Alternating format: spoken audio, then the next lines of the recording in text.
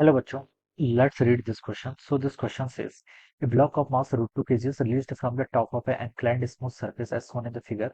If the spring constant of the spring is 100 Newton per meter and blocks comes to the rest after compressing the spring by 1 meter, then the distance traveled by the block before it comes to the rest. ठीक है, rest पाने से पहले ये कितना distance travel करेगा, ये आपको यहाँ पर बताना है। ठीक है, तो देखिए बच्चों, इस क्वेश्चन का की कॉन्सेप्ट आप क्या लिख सकते हैं।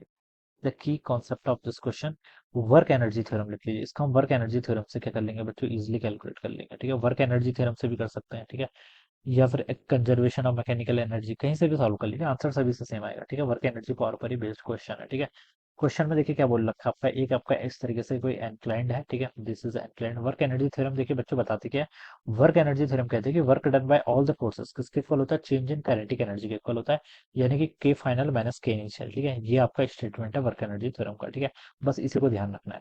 यहाँ पर एक आपका ब्लॉक है। ठीक है, इसका मास कितना है, रूट 2 के इक्वल है। ठीक है, इस पर एक रूट 2 जी का फोर्स लेगा फिर ऐसे डाउनवर्ड डायरेक्शन में। ठीक है, और ये डिस्टेंस आपको यहाँ पर एक स्प्रिंग कनेक्टेड है। ठीक है, स्प्रिंग कनेक्टेड है, ये आपको इस तरीके से। ठीक है, और क्या बोला गया, ब्लॉक जिसका mass root 2 kg is released from the top of an inclined smooth surface, यानी कि फ्रिक्शन का वर्क नहीं होगा। If spring constant of spring constant 100 newton per metre and block come to the rest after compressing the spring by 1 metre, then distance travelled. ठीक है, मान लीजिए बच्चों ये वाली जो पूरी डिस्टेंस है आपकी डी के इक्वल है। ठीक है, ये इसने मान लीजिए आपकी डी डिस्टेंस क्या करे, ट्रेवल करे। ठीक है, ये हम यहाँ पर से बता लेते हैं। ठीक है, तो बच्चों देखिए ये एंगल आपको कितना देर का, 45 के इक्वल देर का। ठीक है, तो मैं ये वाली साइड बता सकता हूँ, ये कितना होगा बच्चों आपका, डी है तो ये आपका डी कॉस डी साइन 45 होगा। साइन 45 कितना होता है आपका, 1/√2 के इक्वल। ठीक है, तो ये आपको यहाँ पर से ऐसे पता चलेगा, ये वाली हाइट। ठीक है बच्चों, वर्क एनर्जी थ्योरम का यूज करते हैं। इनिशियल ब्लॉक क्या था, रेस्ट पर था। फाइनली जब स्प्रिंग को कंप्रेस कर देगा उसके बाद भी रेस्ट पर जाएगा। ठीक है, तो मैं बता सकता हूँ कि इनिशियल काइनेटिक एनर्जी भी जीरो और फाइनल काइनेटिक एनर्जी भी जीरो। तो हम लिख सकते हैं कि जितने भी फोर्सेस का वर्क डन है वो नेट किसके इक्वल आना चाहिए, जीरो के इक्वल आना चाहिए। अब जो जो फोर्सेस लगे उनका वर्क डन देख लीजिए।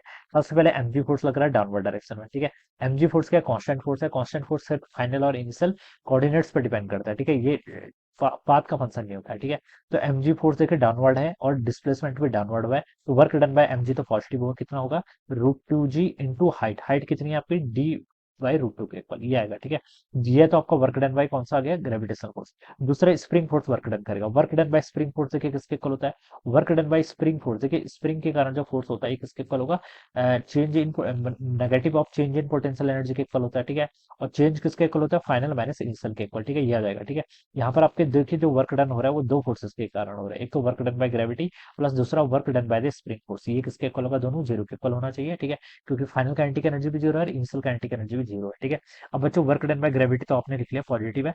स्प्रिंग का देखिए, फाइनली देखिए स्प्रिंग क्या हो जाएगी, कंप्रेस हो जाएगी, तो कुछ इसका वर्क डन आएगा जो कितना कंप्रेशन है इसमें देखिए दिखा हुआ है क्वेश्चन में, compressing the spring by 1 metre, तो 1 मीटर पुट कर देंगे। माइनस इनिशियली देखिए ये आपकी अनएक्सप्रेस थी तो जीरो के इक्वल, तो माइनस के एक्स स्क्वायर हो गया, तो यहाँ पर इसको आप क्या कर लीजिए, माइनस के x square. This is the work done by the spring, ये किसके इक्वल होना चाहिए, जीरो के इक्वल होना चाहिए।